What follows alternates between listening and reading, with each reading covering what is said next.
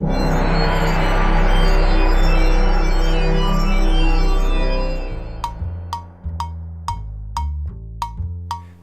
in the Everglades, as in all ecosystems, every living thing is linked together to form a very complex community. Everything is connected in some way. In order to grow and survive, there are two things that every organism needs: matter and energy. But where do these things come from? And how do they pass from one living thing to another?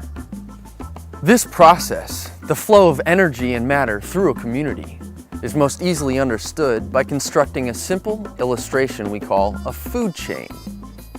Today we'll construct a typical Everglades food chain. But the story really starts about 93 million miles from South Florida.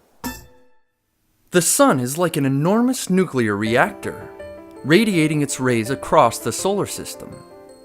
Without the sun's energy, there would be no life on Earth. Without the sun, there would be no plants, the first link in our chain of life. Green plants, as well as cyanobacteria and certain types of algae, are able to harness the energy of the sun, converting it to food energy in the form of sugary compounds. We call these organisms producers, and this is where our food chain begins. The Everglades are full of producers, from sawgrass to mangroves.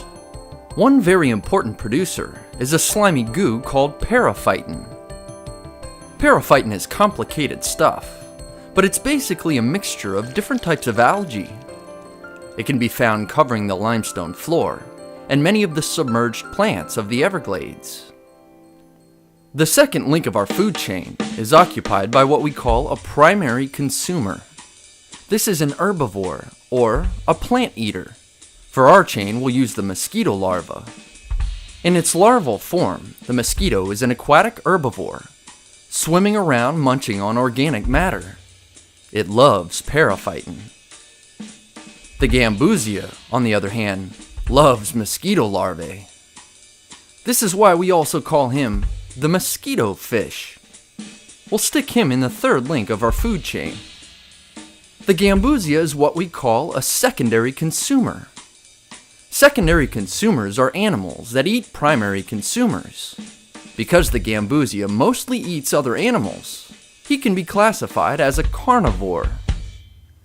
The great blue heron is a fish eater. He has a dagger-like bill designed for spearing and snatching swimming prey. The heron is able to nab some pretty big fish, but the gambusia makes a nice appetizer. Because he mostly eats secondary consumers, this makes the great blue heron a tertiary consumer and gives him a spot on our fourth link. Now for the big guy.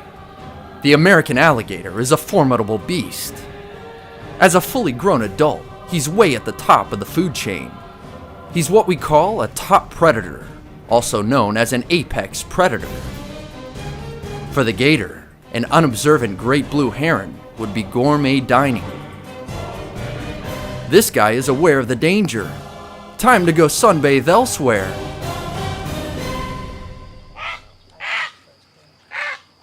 When we construct a food chain, we notice that there are usually no more than about 4 or 5 links, from producer to top predator. There's a good reason for this. When one organism eats another organism, it uses up a lot of the food energy that is taken in, instead of passing all of it up to the next link in the chain.